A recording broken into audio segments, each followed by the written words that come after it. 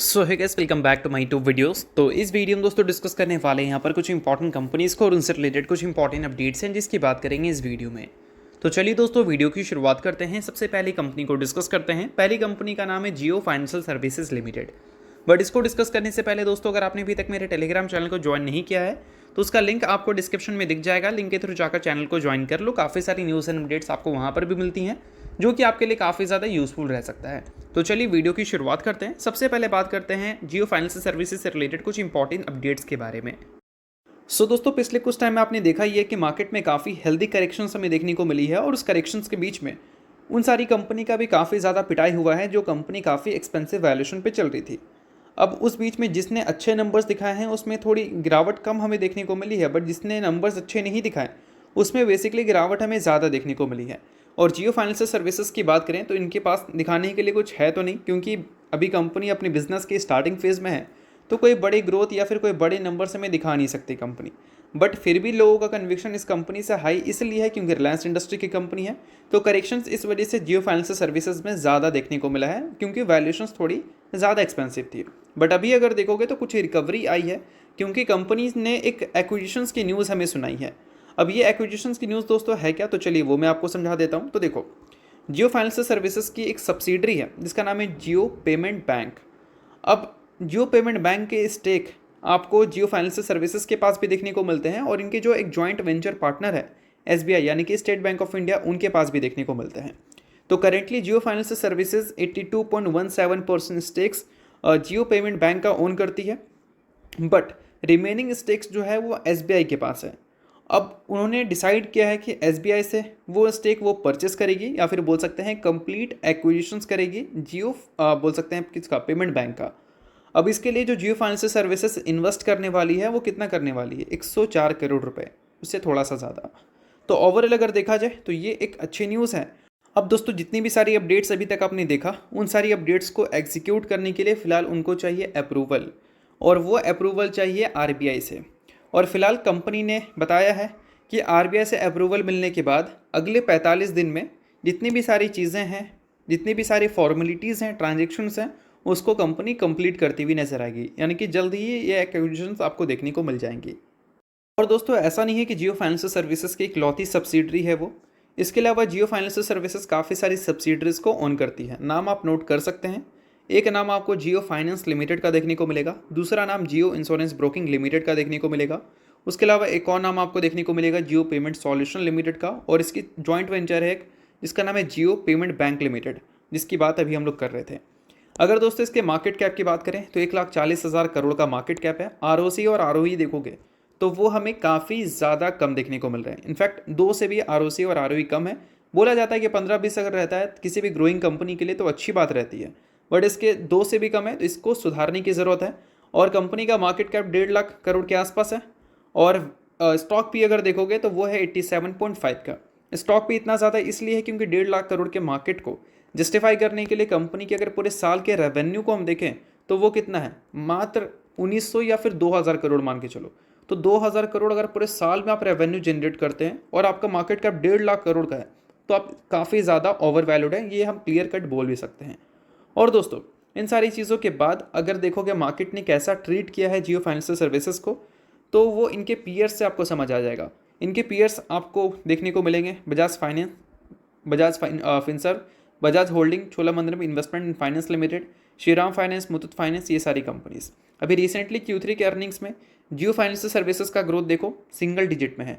Bajaj Finserv का profit growth single digit में है, बट रेवेन्यू डबल डिजिट में देखने को मिला है। बजाज फाइनेंस का दोनों डबल डिजिट में है।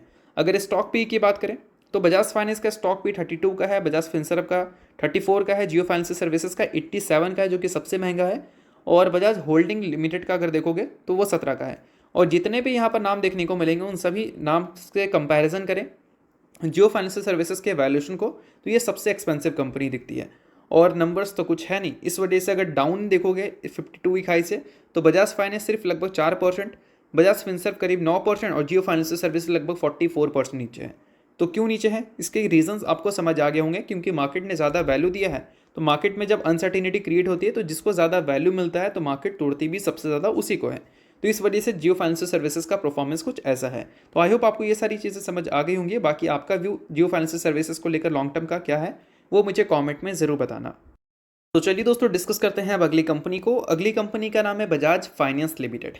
अब बजाज फाइनेंस से रिलेटेड रिसेंटली कुछ अपडेट्स हमें देखने को मिली है। देखा जाए तो ये कोई पर्सनल अपडेट नहीं है बजाज फाइनेंस का, बट इस अपडेट की वजह से बजाज फाइनेंस का शेयर हमें 3% गिरता हुआ भी नजर आया था।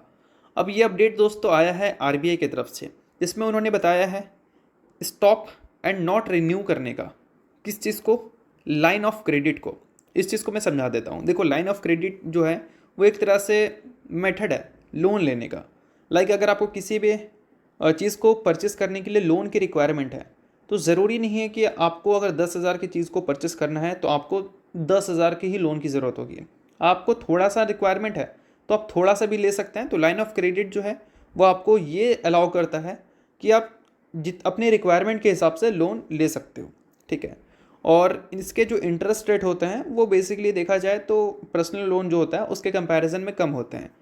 तो फिलहाल यहाँ पर आरबीआई ने क्या किया है कि उन्होंने बोला है कि आप स्टॉप करो और रिन्यू मत करो।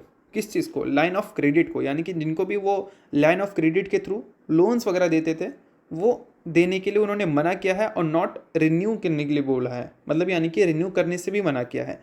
तो इस अपडेट की वजह से बजाज फाइनेंस आपको गिरती हुई दिखी थी, बट इन सारी चीज़ों को चलो इग्नोर भी कर देते हैं, क्योंकि बहुत बड़ी नेगेटिव न्यूज़ होती तो बहुत बड़ा फॉल देखने को मिलता है। बट इससे इम्पैक्ट देखने को मिल सकता है, बट बहुत बड़ा इम्पैक्ट मे भी देखने को ना मिले। और दोस्तों अभी रिसेंटली हुआ था एक अपडेट आरबीआई की तरफ से ही, जिसमें उन्होंने बताया था कि रिस्क वेट को वो रिड्यूस कर रहे हैं या फिर बोल सकते हैं कम कर रहे हैं बैंक्स के लिए जो बोल सकते हैं लोन्स प्रोवाइड करते हैं एनबीएफसीज एंड माइक्रो फाइनेंस को। अब इस वजह से एनबीएफसीज जो है अगर उनको पैसे की रिक्वायरमेंट ज़्यादा है तो वो बैंक से ज़्यादा लोन ले सकते हैं। माइक्रो फाइनेंस सेक्टर को या फिर कंपनीज़ को पैसे की ज़रूरत है तो वो बैंक से अब पैसा ले सकते हैं, पहले के कंपैरिजन में ज़्यादा ले सकते हैं। बट अभी क्या है कि सिनेरियोज थोड़ी सी डिफरेंट हो चुकी है। अगर माइक्रो फाइनेंस सेक्टर के एनपीएस की बात करें 2024 में तो वो है 50,000 करोड़ के ऊपर। तो इस वजह से माइक्रो फाइनेंस सेक्टर को थोड़ा बचाने के लिए आरबीआई ने ये सारी चीज़ें बोल सकते हैं अलाउ किया है कि रिस्क वेट को उन्होंने कम किया है, जिस वजह से अल्टीमेटली क्या है कि इनके पास थोड़े पैसे ज़्यादा होंगे। और इस न्यूज़ की वजह से बजाज फाइनेंस ने थोड़ा अच्छा परफॉर्म भी किया था। तो बोल सकते हैं मल्टीपल न्यूज़ इस कंपनी से रिलेटेड रिसेंट में हमें देखने को मिली है। और अब दोस्तों इन सारी चीज़ों के बाद इंडिया के सीपीआई इन्फ्लेशन की डेटा को देख लेते हैं, जो कि बजाज फाइनेंस के लिए बहुत इंपॉर्टेंट है। अगर पिछले 4 महीने की बात करें तो हर बार मार्केट के एक्सपेक्टेशंस के हिसाब से इंडिया का जो इन्फ्लेशन डेटा है वो हमें कम दिख रहा है, जो कि एक अच्छी बात है। अगर दिसंबर महीने की बात करें तो मार्केट ने फोरकास्ट किया था कि 5.53% का डेटा हमें देखने को मिल सकता है इन्फ्लेशन का। रिपोर्ट हुआ 5.48%, एक्सपेक्टेशन से कम, अच्छी बात है। जनवरी मंथ में 5.30 की एक्सपेक्टेशन थी, 5.22 रिपोर्ट हुआ है, अच्छी बात थी। फरवरी मंथ में अगर देखोगे तो 4.6% की एक्सपेक्टेशन थी, 4.31 रिपोर्ट हुआ है, अच्छी बात थी। उसके अलावा मार्च मंथ का अभी तक डेटा आया नहीं है, 12 मार्च को हमें आता हुआ देखने को मिलेगा। और वो अगर हमें फिर से ऐसे ही देखने को मिल जाते हैं तो कहीं ना कहीं एक एक्सपेक्टेशन बोल सकते हैं एक्सपेक्टेशन बनेगा कि रेट कट्स जो अप्रैल में होने की पॉसिबिलिटीज़ हैं उसमें और भी ज़्यादा मजबूती मिले। अप्रैल में एमपीसी की मीटिंग हमें देखने को मिलेगी, वहाँ पर हमें 25 बेसिस पॉइंट से रेट कट देखने को मिल सकती है। ऐसे यहाँ पर इकोनॉमिस्ट की एक्सपेक्टेशंस है, क्योंकि दोस्तों ग्रोथ को थोड़ा सपोर्ट करना है। ग्रोथ हमारा जो इंडियन इकोनॉमी का है वो थोड़ा सा स्लो हुआ है, एक्सपेक्टेशन से कम हुआ है, तो इसको थोड़ा बढ़ावा देने के लिए रेट कट्स हमें देखने को मिल सकते हैं। बट अगर इंडिया का इन्फ्लेशन डेटा अगर एक्सपेक्टेशंस को लगातार बीट करता हुआ नजर आएगा, एक्सपेक्टेशन से लगातार कम आता हुआ दिखेगा, तो हो सकता है कि आरबीआई हमें सरप्राइज कर दे और 50 बेसिस पॉइंट से रेट कट कर दे। ऐसा कुछ होता है तो बजाज फाइनेंस जैसी कंपनीज बहुत ही ज़्यादा इससे खुश होगी और उनके जो लोन बुक है वो काफ़ी ज़्यादा बढ़ेंगे, क्योंकि लोन सस्ता होगा तो अल्टीमेटली इन सारी कंपनीज के जो एसेट्स हैं वो इंक्रीज होंगे, जिससे रेवेन्यू एंड प्रॉफिट बढ़ने के भी काफ़ी ज़्यादा चांसेस रहते हैं। तो चलिए अब डिस्कस करते हैं अगली कंपनी को। नाम है दोस्तों कोफोर्ज। अब इस कंपनी ने recently stock split, deal win, acquisitions की न्यूज़ सुनाई थी, जिस वजह से लास्ट ट्रेडिंग डे आपको 9% के आसपास की तेज़ी इस कंपनी में देखने को मिला था। अब दोस्तों इस स्प्लिट की बात करें तो 1:5 की रेशियो में कंपनी ने स्टॉक स्प्लिट की अनाउंसमेंट की है, जिसमें कंपनी एक शेयर के बदले अपने इन्वेस्टर्स को 5 इक्विटी शेयर्स दे रही है स्प्लिट के तौर पर। सो अगर आप इस कंपनी के इन्वेस्टर हैं तो ये न्यूज़ आपके लिए काफ़ी इंपॉर्टेंट है। इन्वेस्टर नहीं हो इग्नोर कर सकते हो, न्यूज़ तो इस वजह से मैंने बता दिया, बाकी किसी भी तरह का रिकमेंडेशन नहीं है। तो चलिए दोस्तों ये वीडियो यहीं तक था। आपको करता हूँ वीडियो आपको अच्छा लगा होगा तो चलो लाइक कीजिए, पहली बार सब्सक्राइब कीजिए। वीडियो के लिए बहुत बहुत शुक्रिया।